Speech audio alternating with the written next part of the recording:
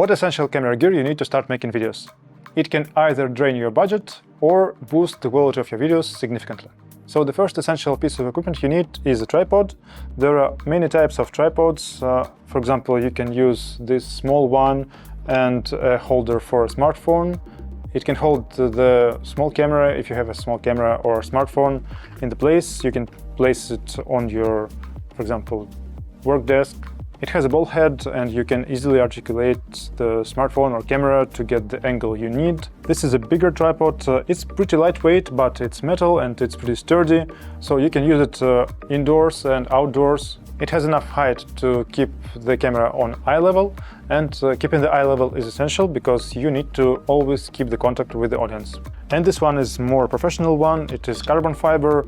It is kind of heavy. And why it's more professional one? Because it has the video head. It's different from the ball head because the ball head you can articulate from horizontal to vertical position. With this tripod you won't be able to switch this easy from vertical to horizontal, but it has better weight load capabilities. So this fluid video head allows you to do smooth panning, and you can put this big and bulky lens or the general heavy setup on it. Why you need a good tripod? It's because you need to set up the camera or smartphone steady and avoid the shaky footage. Next one, and I think the most important one, is the microphone, because you need to record the sound properly, because if the sound quality in your video is bad, nobody will watch your video, unfortunately. This is the professional studio mic, this is a professional sound recorder, this is shotgun mic, this is a lavalier mic, and these two are wireless mics from DJI.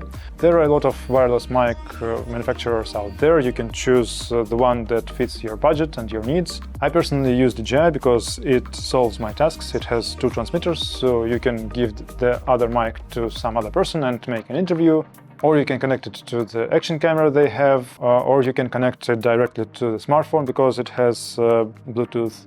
You definitely need to use the external microphone if you are shooting outside in the street when it's noisy, or if you're shooting in the unprepared conditions, for example, in an office or in a cafe or in a co-working or anywhere where there is external noise. So that's what I need. Your viewers will be able to hear everything, all the surroundings, but not you. You can use the sound from your phone, but for this you need to stay in a quiet room or some prepared environment like a studio, and if there is no echo in the room, you can use the sound from your phone. To make it easier for you to understand the difference, let's now compare the sound quality of the studio mic, the wireless mic connected to the camera, and the smartphone internal microphone.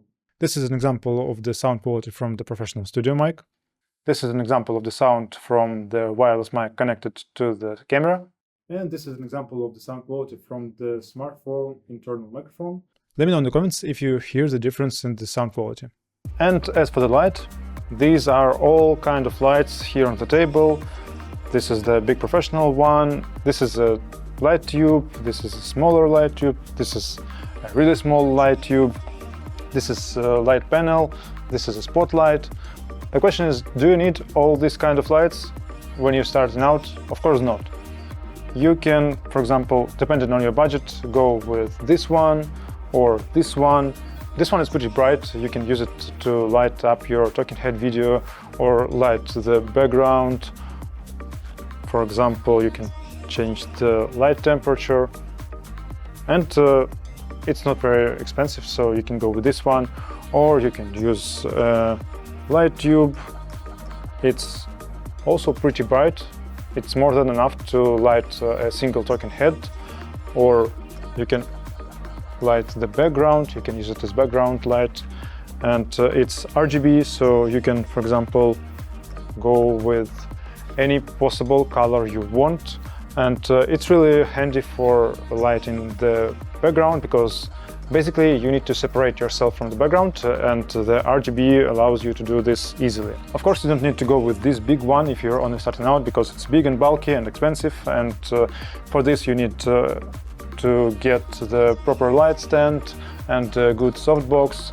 Of course, you don't need to get the full-blown studio light setup if you're only starting out. you can go with the window light and it will be more than enough. This is an example of how you can light up your talking head video with a single small light panel and the lamp that you might probably have at home. It may look a little dark, but this is a $30 small light panel, so I wouldn't expect much from this. I will talk about the light setups in the following videos, so make sure to subscribe. Thanks for watching, and I'll see you in the next video.